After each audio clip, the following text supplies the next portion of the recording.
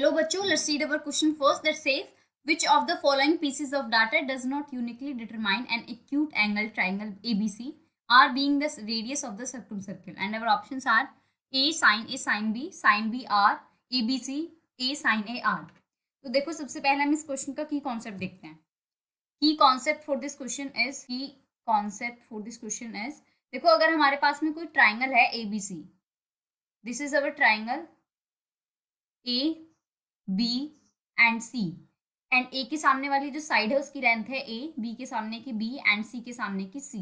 तो जो हमारा साइन रूल बोलता है या फिर साइन लॉ वो बोलता है कि A divided by sine A is equal to B divided by sine B and this is equal to C divided by sine C and this is equal to 2R.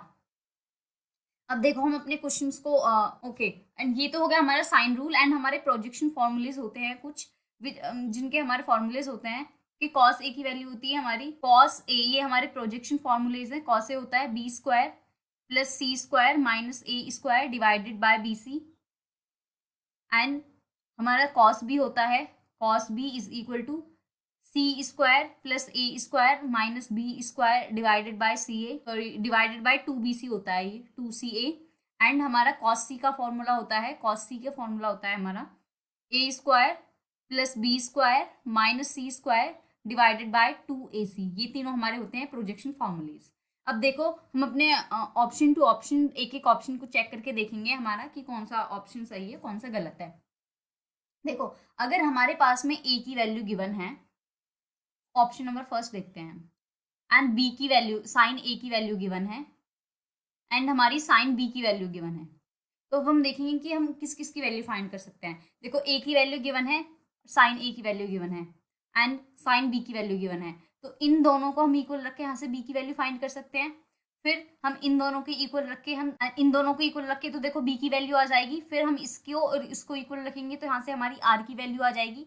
फिर हम सी sign सी को इसके equal रखेंगे and इसके equal रखेंगे तो वहां से हमारी सी और साइन सी दोनों सबकी वैल्यू आ जाएगी. तो इट मीन्स हमारा देखो फर्स्ट ऑप्शन में तो हमारा यूनिकली डिटरमाइन एक्यूट एंगल बन जाएगा क्योंकि हमारे पास में सबकी वैल्यूज होंगी अलग अलग. अब देखो सेकंड ऑप्शन को देखते हैं हम. अपना सेकंड ऑप्शन है हमारा साइन बी की वैल्यू हमें गिवन है एंड और किसकी वैल्यू गिवन है आर की. तो अगर देखो साइन बी और आर की वैल्यू गिवन है तो हमें क्या क्या मिल सकता है. देखो यहाँ से साइन बी है यहाँ से आर है तो हमारी बी की वैल्यू मिल जाएगी यहाँ से आराम से. अब इस b divided by sine B की वैल्यू मिल गई.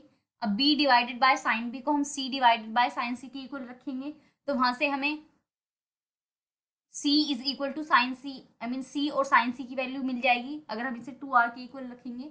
एंड अगर हमें b की वैल्यू मिल गई, c की वैल्यू मिल गई, साइन b की वैल्यू मिल गई, साइन सी की वैल्यू मिल गई, r की वैल्यू मिल गई, तो हम इन सबको यूज करते हुए a और साइन a की वैल्यू फाइंड कर सकते हैं. अब हमें सेकेंड ऑप्शन में भी हमारे सब कुछ A B C sine A sine B sine C and R की वैल्यू मिल गई तो यहाँ पर भी हमारा यूनिकली डिटरमाइन यूनिकली एंगल बन जाएगा. अब थर्ड ऑप्शन देखते हैं. थर्ड ऑप्शन है हमारा ए बी सी. देखो अगर ए बी सी को देखें तो मैं की कॉन्सेप्ट यहाँ पर लिख देती हूँ दोबारा.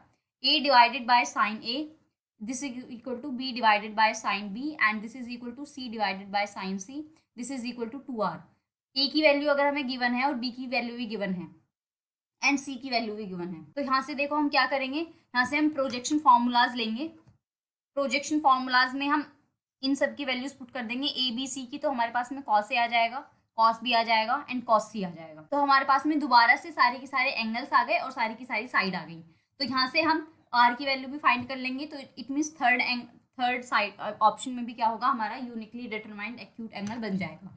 देखो फोर्थ ऑप्शन देखते हैं. Fourth option is A sine A R, A sine A and are.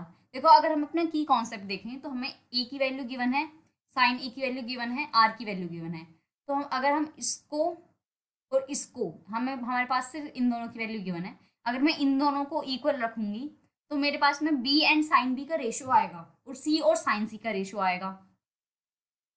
But हमारे पास में इनकी एग्जैक्ट कोई वैल्यू नहीं आएगी. इट मीन्स इस ऑप्शन में हमारा यूनिकली डिटरमाइंड एंगल नहीं बनेगा. बाकी सब में बनेगा बिकॉज बाकी सब में हमारे पास में सबकी वैल्यू आ रही थी A B C R sine A sine B sine C. I mean सारे एंगल्स हमारे पास में निकल रहे थे और सारी साइड्स निकल रही थी और आर की वैल्यू निकल रही थी। बट इस केस में हमें रेशो मिलेगा, एग्जैक्ट साइन नहीं मिलेगी, एग्जैक्ट वैल्यू नहीं मिलेगा। इसलिए ये ऑप्शन क्या हो गया हमारा, गलत हो गया। इस केस में हमारा एक्यूट एंगल नहीं बनेगा, यूनिकली ट्राइंगल नहीं बनेगा। तो इस दिस मीन्स कि our option number D is the correct option for this question. Hope you understood it well. Best of luck. Thank you.